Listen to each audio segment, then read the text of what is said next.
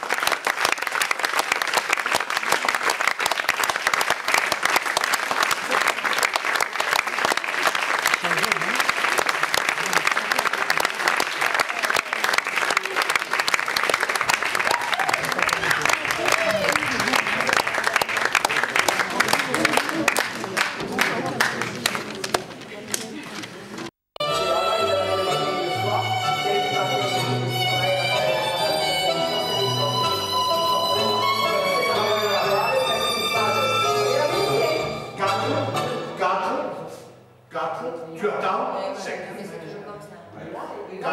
4, sec. Quand tu juges que c'est bon, si tu as du monde là, tu as 4. C'est pas sec.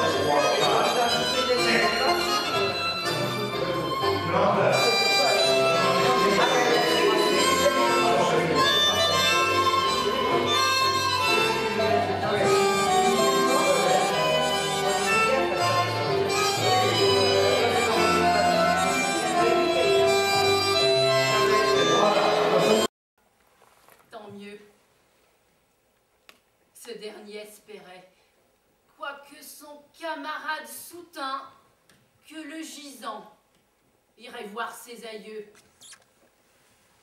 Tous deux s'étant trouvés différents par la cure, leur malade paya le tribut à nature, après qu'en ses conseils, tant pis, eût été cru. Il triomphait encore sur cette maladie. L'un disait, il est mort, je l'avais bien prévu. S'il m'avait cru, disait l'autre, il serait plein de vie.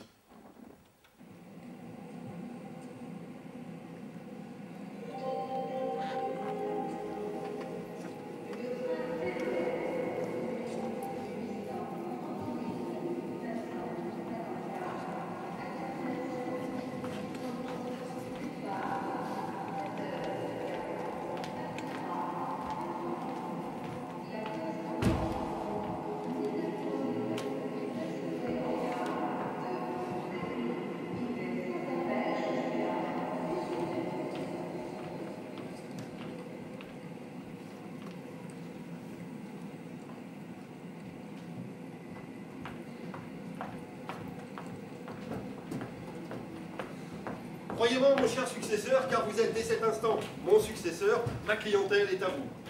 Vous avez eu la chance de tomber sur un homme qui voulait s'offrir un coup de tête. Ah, mon mari, s'était juré de finir sa carrière dans une grande ville. Lancer mon chant du cygne sur un vaste théâtre. Vanité un peu ridicule, n'est-ce pas? Je rêvais de Paris. Ouais, je me contenterai de Lyon. Au lieu d'achever sa carrière, à faire fortune ici. Et c'est grâce à cette tocade que vous avez ma clientèle pour une bouchée de pain. Vous trouvez? C'est l'évidence même. En tout cas, je n'ai guère marchandé. Certes, et votre rondeur m'a plu, et j'ai beaucoup aimé aussi votre façon de traiter par correspondance et de ne venir sur place qu'avec le marché en poche. Cela m'a semblé chevaleresque ou bien même américain. Mais je puis bien vous féliciter de l'aubaine, car c'en est une. Une clientèle égale, sans à-coups, Pas de concurrent, une pharmacienne qui sort jamais de son rôle, aucune occasion de dépense. pas une seule distraction coûteuse. Dans 6 mois, vous aurez économisé le double de ce que vous devez à mon mari. Et je vous accorde 4 échéances trimestrielles pour vous libérer. Ah, sans le rhumatisme de ma femme, je crois bien que j'aurais fini par dire non. Madame Barbalet, rhumatisante. Hélas, Y a-t-il beaucoup de rhumatisants dans le pays? Dites, mon cher confrère, qu'il n'y a que des rhumatisants. Voilà qui me semble d'un grand intérêt. Oui, pour qui voudrait étudier le rhumatisme? Je pensais à la clientèle. Ah, pour ça non! Les gens d'ici n'auraient pas plus l'idée d'aller voir le médecin pour un rhumatisme que vous n'iriez voir le curé pour faire pleuvoir. C'est fâcheux. Ce n'est pas en soignant des morts subites que vous avez pu faire fortune. Évidemment, il nous reste d'abord la grippe, mais pas la grippe banale qui les inquiète en aucune façon et qu'ils accueillent même avec faveur parce qu'ils prétendent qu'elle fait sortir les humeurs viciées. Non, je pense aux grandes épidémies mondiales de grippe. Ça dit donc, c'est comme le vin de la comète. S'il faut que j'attende la prochaine épidémie mondiale, Moi qui vous parle, j'en ai vu 2. La dernière il y a 15 ans et la dernière il y a 10 ans. il y a 10 ans, nous avons eu ici une très grosse mortalité. Plus relativement que dans les grandes villes. N'est-ce pas? Tu avais comparé les chiffres. Avec notre pourcentage, nous laissions derrière nous 83 départements. il s'était fait soigner. Oui, surtout à la fin. Et nous avons eu de très belles rentrées à la Saint-Michel. Plaît-il? Ici, les gens payent à la Saint-Michel. Mais quel est le sens de cette expression? C'est l'équivalent des calendes grecques ou de la Saint-Glinglin? Qu'allez-vous penser, mon cher confrère? La Saint-Michel est une des dates les plus connues du calendrier. Elle correspond à la fin septembre. Et nous sommes au début d'octobre. Oui, vous au moins, vous avez su choisir votre moment pour vendre. Mais voyons, si quelqu'un vient vous voir pour une simple consultation, vous pouvez bien le séance tenante. Non, à la Saint-Michel, c'est l'usage. Mais s'il ne vient que pour une consultation seule et unique, si vous ne le revoyez plus de toute l'année. À la Saint-Michel. À la Saint-Michel.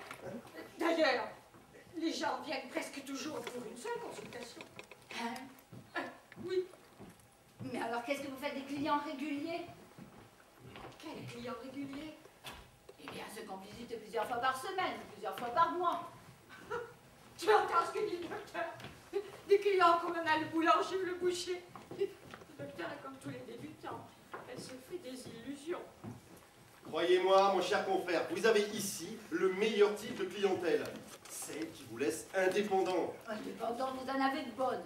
Je m'explique. Je veux dire que vous n'êtes pas à la merci de quelques clients réguliers dont la guérison fait chuter votre budget.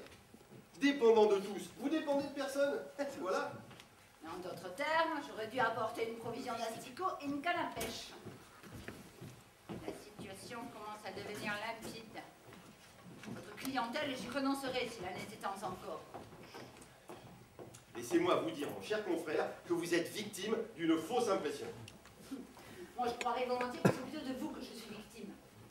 Enfin, je n'ai pas coutume de geindre, et quand je suis roulée, je ne m'en prends qu'à moi. Roulez! Proteste! Mon ami, proteste! Je voudrais surtout détromper le docteur Knock. Pour vos échéances, elles ont le tort d'être trimestrielles dans un climat où le client est annuel. Il faudra corriger ça. De toute façon, ne vous tourmentez pas à mon propos, je déteste avoir des dettes. Mais c'est en somme beaucoup moins douloureux qu'un lumbago, par exemple, ou qu'un simple furoncle à la fesse. Comment? Vous ne voulez pas nous payer aux dates convenues? Je brûle de vous payer, madame. Mais je n'ai aucune autorité sur l'almanach, et il est au-dessus de mes forces de faire changer de place la Saint-Glingle. La Saint-Michel! La Saint-Michel. Vous avez bien des réserves. Aucune. Je vis de mon travail. Ou plutôt, j'ai hâte d'en vivre. Et je déplore d'autant plus le caractère mythique de la clientèle que vous me vendez, que je comptais lui appliquer des méthodes entièrement neuves. Eh bien, mon cher confrère, vous seriez 2 fois coupable de vous abandonner à un découragement prématuré, qui n'est que la rançon de votre inexpérience. Certes, la médecine est un riche terroir, mais les moissons n'y lèvent pas toutes seules. Vos rêves de jeunesse vous ont un peu leurré. Votre propos, mon cher confrère, fourmille d'inexactitudes. D'abord, j'ai 40 ans.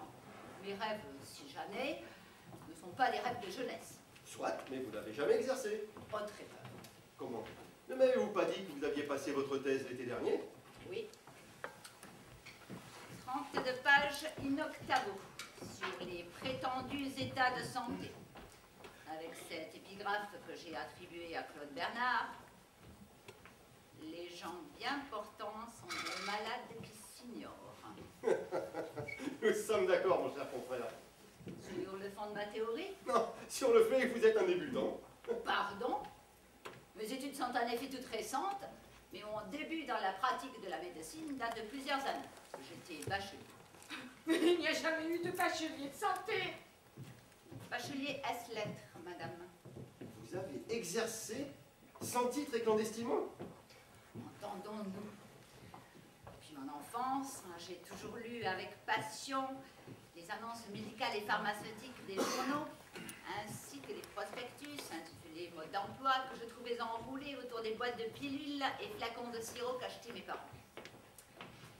Dès l'âge de 9 ans, je savais par cœur des tirases entières sur l'exonération imparfaite du constitut. Ces textes m'ont rendu familière de bonheur avec le style de la profession, mais surtout, ils m'ont laissé transparaître le véritable esprit et la véritable destination de la médecine que l'enseignement des facultés dissimule sous le fatras scientifique. Je puis dire qu'à 12 ans, j'avais déjà un sentiment médical correct. Ma méthode actuelle en est sortie. Vous avez une méthode. Je serais curieux de la connaître.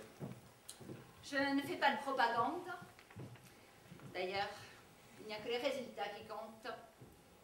Aujourd'hui, de votre propre aveu, vous me livrez une clientèle nulle. Ah, nul, pardon, pardon. Revenez voir dans un an ce que j'en aurais fait. La preuve sera péremptoire. En m'obligeant à partir de zéro, vous accroissez l'intérêt de l'expérience. Dites donc, vous êtes bien réellement docteur? Parce qu'ici, le titre est exigé et vous nous causeriez de gros ennuis. Si vous n'étiez pas réellement docteur, il vaudrait mieux nous le confier de suite.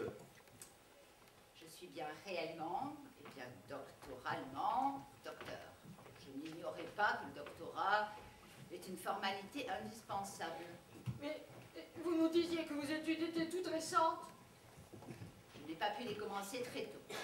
Pour vivre, j'ai dû m'occuper quelque temps du commerce des arachides. Qu'est-ce que c'est? L'arachide s'appelle aussi cacahuète. Oh madame, je n'ai jamais été marchande au panier. J'avais créé un office